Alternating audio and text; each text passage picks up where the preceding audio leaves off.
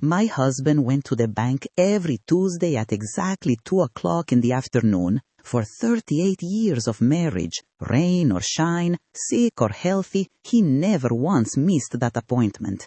And when I asked why he needed to go so religiously, he'd kiss my forehead with that gentle smile I'd fallen in love with and say the same thing every single time. Just keeping our future secure, Helen. And I believed him, because why wouldn't I believe the man who'd held my hand through childbirth and my father's funeral and every crisis we'd weathered together? 3 days after his sudden death from a massive heart attack, a letter arrived from First National Bank informing me I was listed as the secondary holder on a safe deposit box I never knew existed. And when I opened that box on a cold Thursday morning, I found folders full of forged documents in my name, stolen identity, fraudulent loans against our house, and a handwritten confession that destroyed everything I thought I knew about my marriage and left me standing in the ruins of a life built on lies I'd been too trusting to see. If you want to know how a widow discovered she'd been married to a financial criminal for nearly 4 decades and how she rebuilt herself from nothing while helping other women avoid the same trap, hit that subscribe button right now, because this is about what happens when trust becomes a weapon and survival becomes an act of defiance. I'm from Portland. Where are you watching from? My name is Helen Carter, though most people call me Ellie. I'm 64 years old, and until the day my husband died, I thought I knew exactly who I was. A retired librarian, a mother of 2, a grandmother of 3, and the wife of Robert Carter, an accountant who handled our finances with the precision of someone who spoke numbers as a second language. Robert was organized. Our bills were always paid on time. Our taxes filed early. Our retirement accounts, he assured me constantly, were solid and growing. He had spreadsheets for everything, color-coded files in his home office, a system that seemed unshakable. The day he died, I was at the grocery store picking out tomatoes for that night's dinner. My son Michael called with a voice I'd never heard from him before. Flat, careful, like he was afraid the words themselves might shatter me into pieces I couldn't put back together. "Mom, you need to come to the hospital. Dad collapsed at work." By the time I got there, Robert was already gone. Massive heart attack. The doctor said he probably didn't feel much, that it was quick and clean, the way Robert would have wanted it if he'd had any choice in the matter. I didn't cry at the funeral. Everyone assumed I was in shock, that the grief hadn't hit me yet and would come crashing down later. But the truth was simpler and stranger. I felt relief. Not because I hated him, I didn't, but somewhere deep inside, beneath the shock and the exhaustion and the endless casseroles people kept bringing to my door, I felt like I could finally breathe. I just didn't know why yet. 3 days after the funeral, the letter arrived. Plain white envelope, no return address, my name typed on the front in standard font. Inside was a single sheet of paper from First National Bank. "Dear Mrs. Carter, we wish to express our condolences regarding your husband's passing. Per the terms of the safe deposit box lease, we must inform you that you are listed as the secondary holder. The box has been paid through the end of the year. Please contact us at your earliest convenience to arrange access." I read it 3 times. We had a safe deposit box. Robert had never mentioned it, not once in 38 years of marriage. I called the bank that afternoon. The woman on the phone was polite, professional, efficient. Yes, the box was registered to Robert Carter with Helen Carter as co-holder. Yes, I could access it. Would Thursday at 10 a.m. work? Thursday? 2 days away. I spent those 2 days moving through the house like a ghost, opening drawers Robert had organized, looking at files he'd labeled in his precise handwriting. Everything seemed normal, too normal, like a stage set designed to look exactly like a life someone was supposed to be living. Michael came by on Wednesday evening. He looked exhausted, his tie loosened, his eyes rimmed with red. He'd taken his father's death hard, harder than I had, which made me feel guilty in ways I couldn't quite name. "Mom," he said, settling into the kitchen chair where Robert used to sit every morning with his coffee and newspaper. "We need to talk about Dad's finances. I've been going through his office files, and there are some things that don't add up." My stomach dropped. "What kind of things?" He pulled out a folder. Inside were bank statements, investment reports, documents I'd never seen before. "Did you know Dad had 3 different checking accounts?" 3? No, we only have the joint account. "Had, Mom, past tense." He pointed to a column of numbers. "This account has been empty for 6 months. This one closed last year. And this one," he tapped a third statement, "has a balance of $43. The room tilted slightly. "That's not possible. Our retirement account alone should have over $400,000. Michael's face told me everything before his words did. "Mom, I can't find it. Any of it." That night, I didn't sleep. I lay in the bed Robert and I had shared for decades, staring at the ceiling, my mind racing through memories. The Tuesday bank trips, his insistence on handling all the finances, the way he'd pat my hand and say, "Don't worry about the boring money stuff, Helen. I've got it covered." He'd had covered, all right. Thursday morning arrived, cold and gray. I dressed carefully, choosing a navy blazer and slacks, armor, not morning clothes. Michael offered to come with me, but I said no. Whatever was in that box, I needed to see it first, alone. The bank was a modern building, all glass and steel and polished floors that echoed with every step. The manager, a woman in her 50s named Susan, met me at the entrance. Her smile was sympathetic, professional, practiced. "Mrs. Carter, I'm so sorry for your loss. Your husband was a valued client for many years." She led me down a hallway to the vault. The safe deposit boxes lined the walls like metal teeth in a giant mouth. She used 2 keys, hers and the one she'd given me, to open box 847. "I'll give you privacy," she said, gesturing to a small room with a table and chair. The box was heavier than I expected. I carried it to the table, set it down, and for a long moment just stared at it. Plain metal, locked secrets, the summary of a marriage I thought I understood. I opened it.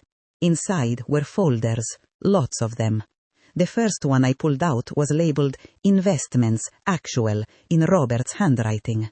My hands shook as I opened it. Page after page of losses, bad investments, failed stocks, risky ventures that had tanked. Hundreds of thousands of dollars gone. But these weren't accounts I recognized. These had Robert's name on them, only his name. The second folder was worse.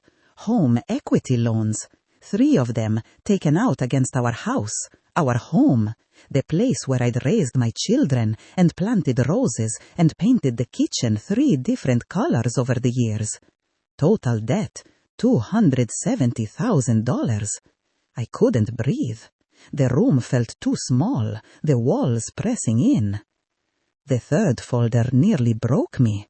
Credit cards, Helen's accounts. Except I'd never opened these accounts, never seen these cards.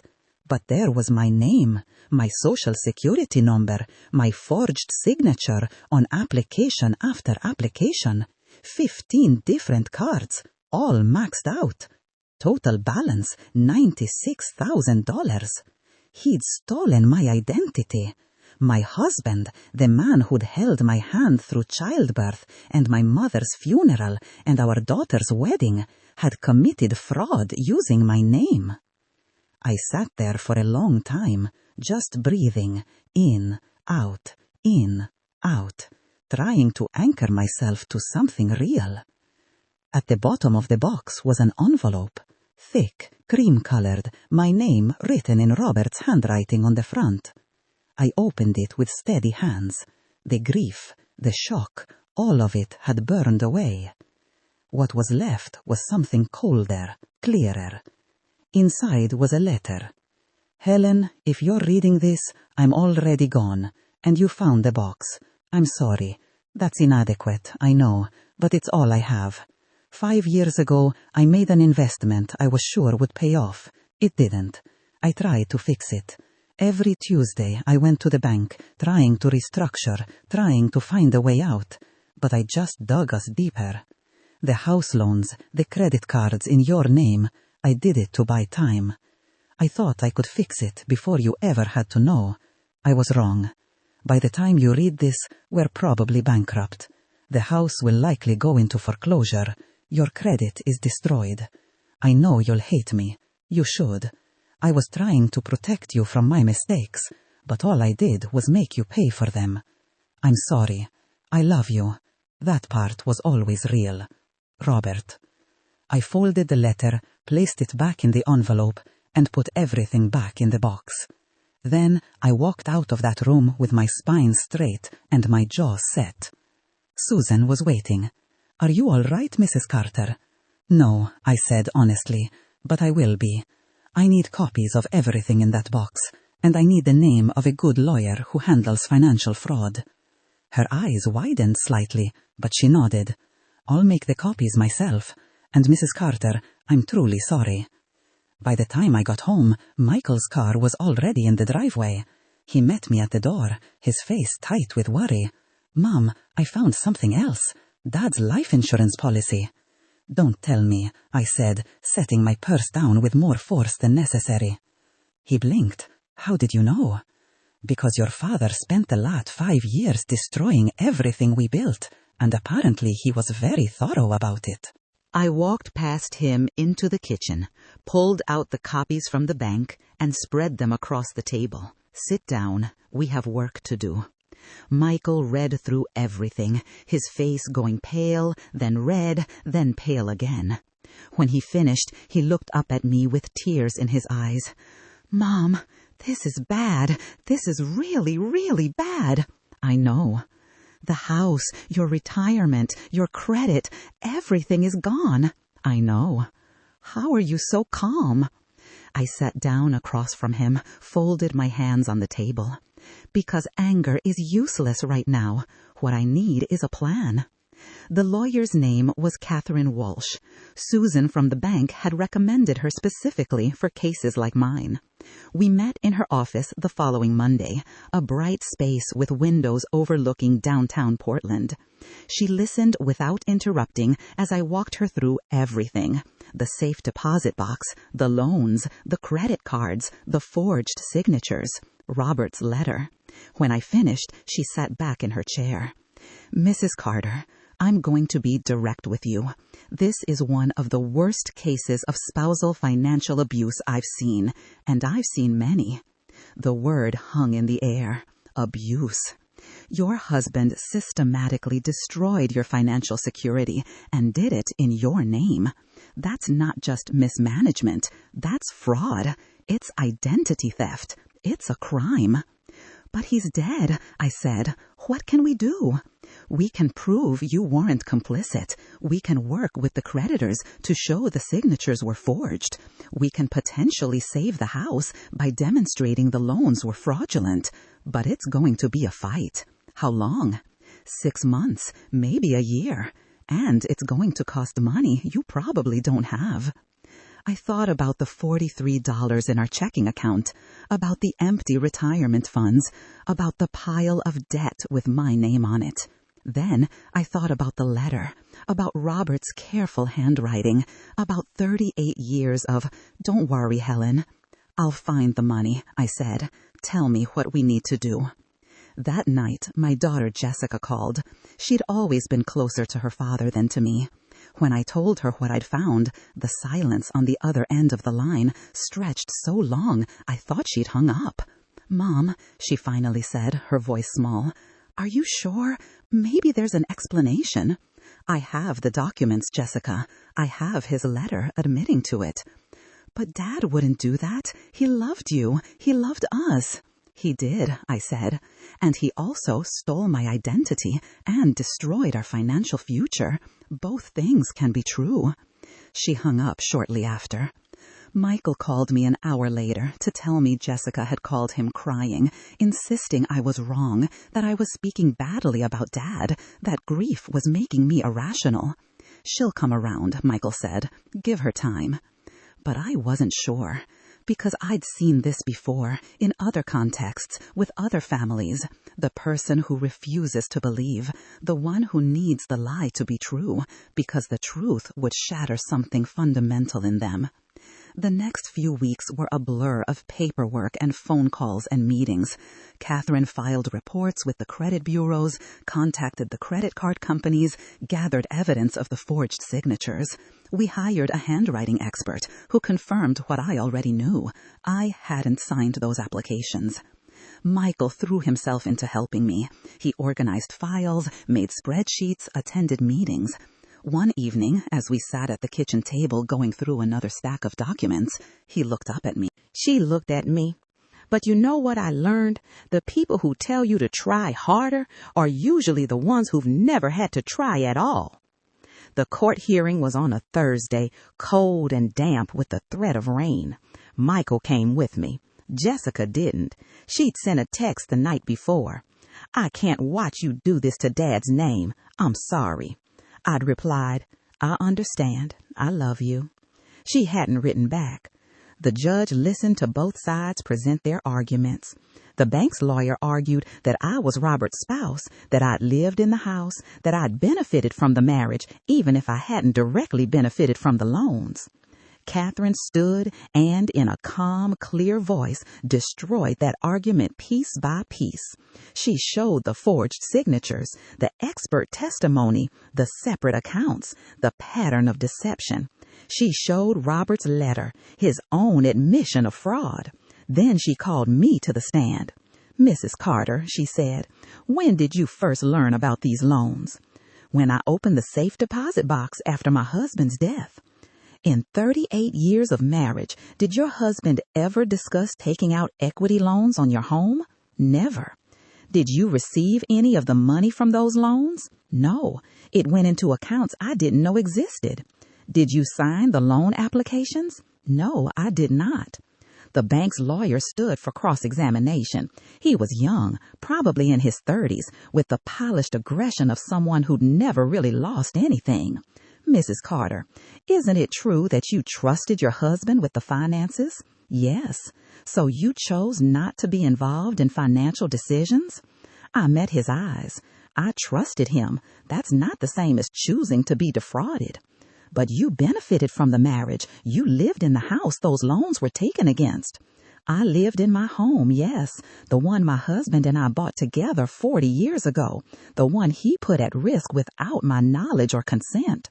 "You expect us to believe that in 38 years you never suspected anything?" That was the question, wasn't it? The one I'd been asking myself for 6 months. I took a breath. My husband was an accountant. He was good with numbers, organized, trustworthy, or so I thought. He hid his mistakes behind competence, behind my trust, behind 38 years of me believing that love meant not questioning, not doubting, not looking too closely at the things he told me not to worry about. I paused. Was I naive? Probably, but naivety isn't consent to fraud. The judge called a recess. After an hour, we were called back in. "I've reviewed all the evidence," he said, "the forged signatures, the expert testimony, the defendant's own written admission. While I understand the bank's position regarding spousal benefit, I cannot ignore the clear evidence of fraud committed without Mrs. Carter's knowledge or consent. I'm ruling in favor of the defendant. The loans are void. The liens on the property are released." Michael grabbed my hand. Catherine smiled. And I felt something that had been clenched tight in my chest for 6 months finally release. We'd won. That night, Jessica called. "Mom, I need to tell you something." "Okay." "After the hearing today, I went to the bank. I asked to see Dad's records, the ones you showed the lawyer. I wanted to prove you wrong." She took a shaky breath. "But you weren't wrong. It was all there. Everything you said. And there was more. He had a credit card in my name, too. I never opened it, never saw it, but it's there. $23,000. My credit is ruined, and I never even knew." She raised her cup. "That's not just survival. That's transformation." A year after Robert's death, I stood in the bookstore at our support group's anniversary meeting. 23 women in a circle. Some I knew well, others were new. All of us connected by the common thread of having trusted someone who broke that trust. When my husband died, I said, I thought my life was over. In a way, it was. The life I thought I had, the marriage I believed in, the future I'd planned, all of it died with him. But something else was born. Not immediately, not easily, but gradually. I looked around the circle. What he did to me was wrong. Legally, morally, ethically wrong, and I won't pretend otherwise. But what I did next, that was my choice. I could have stayed angry, stayed a victim, stayed stuck in the betrayal. Instead, I chose to move forward, to rebuild, to help others, to transform pain into purpose. On what would have been my 39th wedding anniversary, I went to a bank. Not First National, where the safe deposit box had been, but a different bank, one Robert had never walked into. I opened an account in my name only, just my name, and I deposited my paycheck from the bookstore. Modest, but mine. The teller smiled at me. Is there anything else I can help you with today, Mrs. Carter? Actually, I said, I'd like to change my name on the account. Not Carter, my maiden name, Helen Sullivan. Because that's who I'd been before Robert, before the marriage, before the 38 years of trust that turned to ash. And that's who I was going to be moving forward. Not erasing the past, but reclaiming the parts of myself I'd set aside. I walked out of that bank with my head high, and for the first time in a year, I felt like I knew exactly who I was. Share your story with us. Have you ever discovered that someone you trusted had been lying to you for years? Have you ever had to rebuild your entire life from nothing? Your strength matters. Your survival matters. And if you're in a situation where something feels wrong but you can't quite name it, trust yourself. Ask questions. Look at the documents.